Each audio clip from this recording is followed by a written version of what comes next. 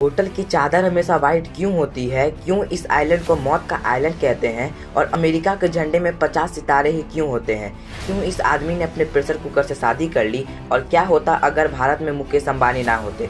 जानने के लिए वीडियो को एंड तक जरूर देखना। फैक्ट नंबर 13, जो लड़की पार्ले जी के पैकेट पर है वो एक काल्पनिक चित्र है, उसका किसी भी व्यक्ति के साथ कोई संबंध नहीं है।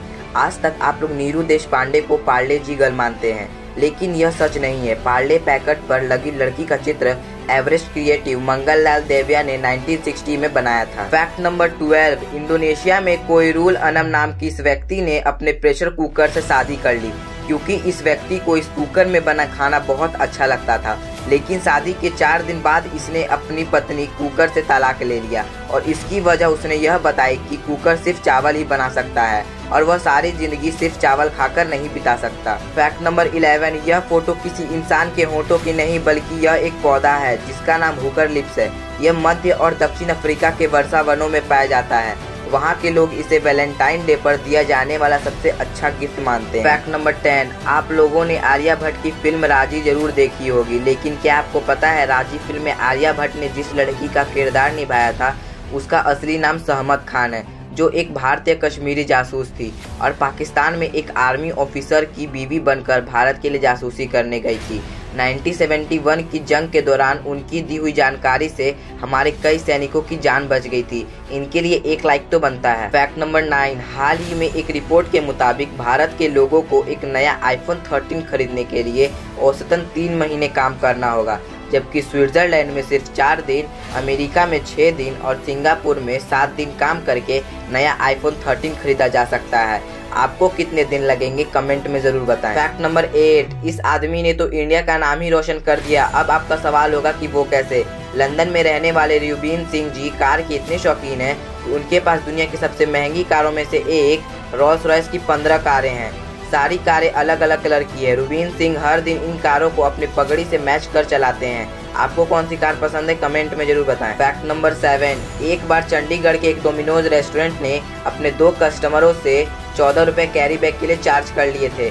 इस पर चंडीगढ़ स्टेट ग्राहक कमीशन ने उस डोमिनोज रेस्टोरेंट को ग्राहक को 14 रुपए वापस करने को कहा, तो इसका कोई जवाब नहीं आया। फिर इस पर एक्शन लिया गया और उस डोमिनोज रेस्टोरेंट पर 9,80,000 रुपए का जुर्माना लगाया गया। बेचारे डोमिनोज वालों को 14 रुपए के बदले 9,80,000 देने पड़ गए। फैक्ट नंबर 6, इस समय टाटा ग्रुप में 20 कंपनियां हैं जिनका मार्केट कैपिटलाइजेशन $23.36 ट्रिलियन हो गया है और भारत में 70 सरकारी कंपनियां हैं जिनका मार्केट कैपिटलाइजेशन $23.2 ट्रिलियन है।